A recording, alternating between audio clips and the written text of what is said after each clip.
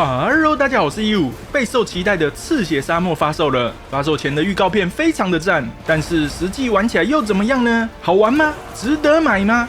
明明首发3天就卖200万套，却有3天股价就喷40%，会不会有点矛盾？其实，在发售之前就有人拿这一款赤血沙漠与碧血狂杀2比较，因此15玩之前就已经期待感拉满。俗话说，好奇心又要杀死一只15，立刻来看看15前6小时的游玩心得。首先，主角是这位克里夫，一开始会在一个营地，可以跟许多伙伴交流，但是很快情况就急转直下，主角的灰中团要跟黑熊团一决生死。不过越打情势越不利，伙伴死的死，逃的逃，连主角克里夫都被抓起来割脖子。因为是剧情战，所以可以随便打，熟悉一下游戏的操作方式。然后克里夫莫名的复活了，来到一个叫阿比斯的地方，这里是教你怎么操作的基础教学区，就是跑跳什么的，同时也暗示你这是一个特殊的地方。穿过这个异空间，会莫名的来到这个河边。从对话听起来似乎是被救起来了，但不知道详细过程。总之，克里夫又能打架了。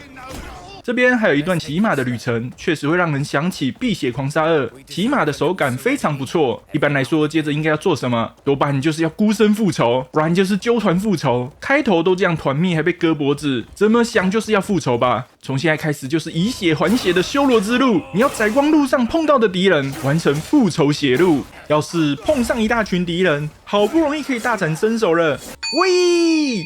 明明想痛打敌人出气，却反被杀，该怎么办？没关系，这时候就要靠 X Mode， 体力不足直接改最大体力，血太少直接改无敌。从此妈妈再也不用怕我被反杀。什么鼓吹作弊？别担心，比如说如果你想修改 GTA 5 X Mode 会提醒你要先关上战眼，战眼就是 GTA 5线上反作弊系统，可以关，但是关了就不能进线上模式。也就是说 X Mode 主要是让你修改剧情模式，纯线上游戏更是完全不能改哟。毕竟线上游戏会影响到其他玩家， Mode 就是俗称的模组，除了修改之外还有很多功能。而灵古堡安魂曲就有改变葛雷斯体型的 Mode，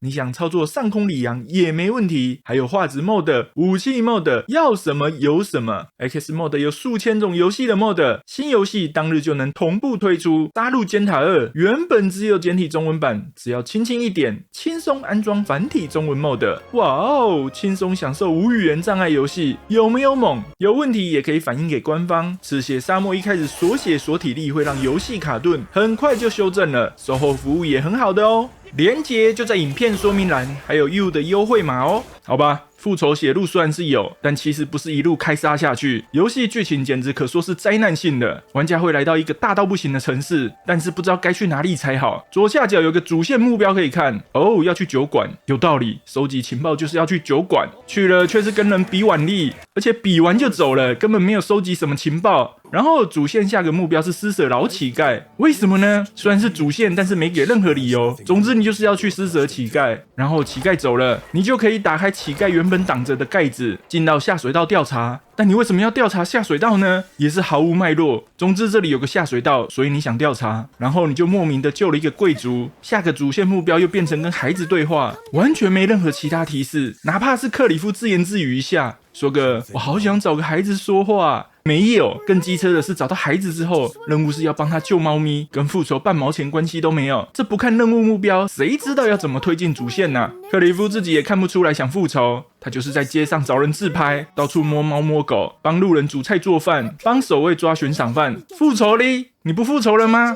当然也不是没有要战斗的地方，像这场大战打完可以抢下一个据点，占山为王，实在是蛮厉害的，只是跟复仇没关系。游戏最大的问题之一就是剧情的碎裂感。萨尔达传说旷野之息，也有人会说林克明明该去救萨尔达，却到处闲逛玩小游戏。不过旷野之息，林克最初醒来时已经过了100年，萨尔达搞不好都老死了。赤血沙漠克里夫才刚被割脖子，街上对话也都是他的佣兵团刚被打败，他老兄气定神闲的吃喝玩乐，不太对吧？剧情与剧情之间的连结也很薄弱，不如说更像是线上游戏接任务的感觉。支线任务也就算了，主线这么做体验实在不太行。游戏系统也有很多需要改进的地方，最明显的就是手把控制设定不良，可能是太多功能键了，很多动作都被做在同一个键，导致每次讲话都不由自主的把灯举起来，塞在对方的脸上说话。偏偏游戏不让人制定手把按键，难用也不能改，很闷，但换用键盘也好不到哪去。有个奇怪的 bug 是人物跑起来停不下来，你要蹲下或按 ALT 加 Tab 切出视窗才能停住，对游戏体验可说是毁灭性的打击。而且游戏用滑鼠转动视点时，原本应该要转哪停哪，画面却会有奇怪的惯性，这是让人头晕的元凶。而且游戏中没有设定可以取消，各种大小 bug 也很多，逼得开发公司真爱必思直接开个问题回报网站，让玩家能回报 bug 跟游戏问题。也不是说都是缺点，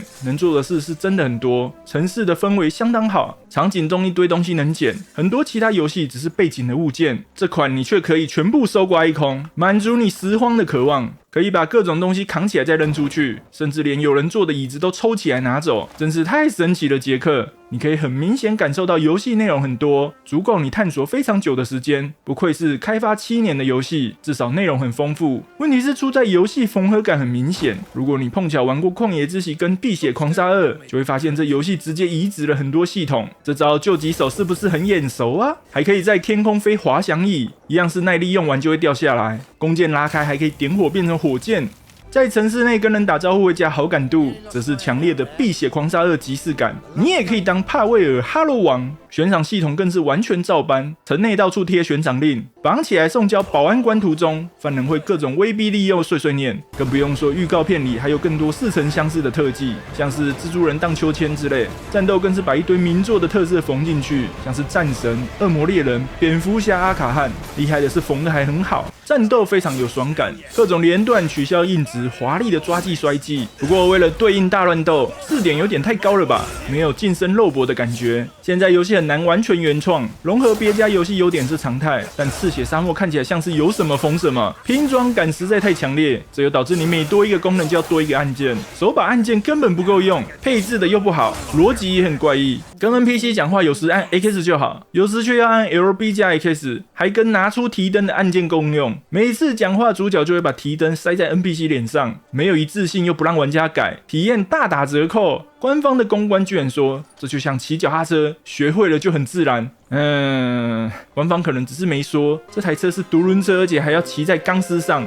游戏有时会到另一个世界解谜，但第一个谜题就卡了我1小时。有兴趣可以看我实况存档。总而言之，就是把你毫无准备地丢进一个谜题，要你解谜，但什么提示都没有。我根本不知道要把 CPU 打进墙。如果要把 CPU 打进墙，那旁边可以拔起来的记忆体要干什么？其他的 CPU 要做什么？放电是什么意思？叶子在飘又是什么意思？把 CPU 打进墙，为什么还要去打圆盘？这个谜题的解答是，你要长按观察来学习一招劲道，学好之后用劲道把 CPU 打进墙，其他都可以不用管，记忆体根本不用拔就能过关了。如果不用拔，你就别让我拔起来。再上去用劲道打圆盘，但圆盘那么大，劲道却一定要打中心，打旁边没反应，要打中间你就要缩。在动作解谜游戏里，这是一条铁律。如果玩家用了正确的解法，只是位置稍微偏了一点，游戏必须给出快对了的提示，不然我打旁边发现没用，就会找其他方法，可能又会回去拔记忆体。如果有人2小时就玩到这里，气到退款也是蛮有可能的。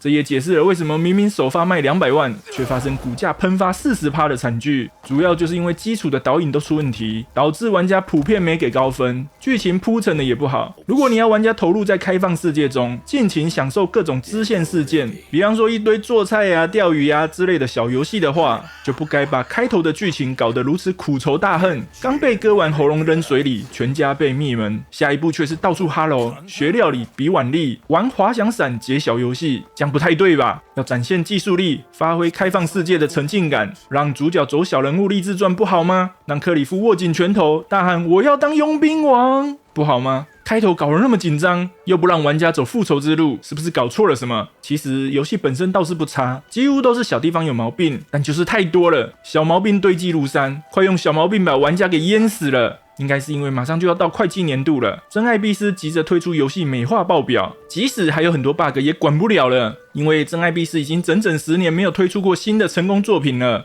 这10年来就靠着一款黑色沙漠在养全公司，赤色沙漠也做了7年，途中还延期好几次，打掉重练好几次，甚至一开始原本是要做线上游戏，途中又转型改成单机游戏，这才导致了剧情跟游戏世界融合的不好。线上游戏的任务感很重，但也因为做了7年，累积的底蕴还是很有看头的，至少整个开放世界给人的感觉很丰富，就像是个巨大的游乐场，战斗系统也相当当畅快，拳拳到肉。如果你能闭眼假装剧情不存在，赤血沙漠还是很值得一玩。当然前提是 bug 都要修好，至少影响游戏体验的操控感与 bug 一定要修。既然都有 bug 回报网页了，现在真爱必士应该会积极更新修 bug 才对。不急的话，可以先等一阵子再买。游戏本身还是很有潜力的。各位有什么想法也欢迎留言。想看更多类似的影片的话，别忘了订阅加小铃铛，才能第一时间收到影片通知哦。那么今天就到这里了，下次再会。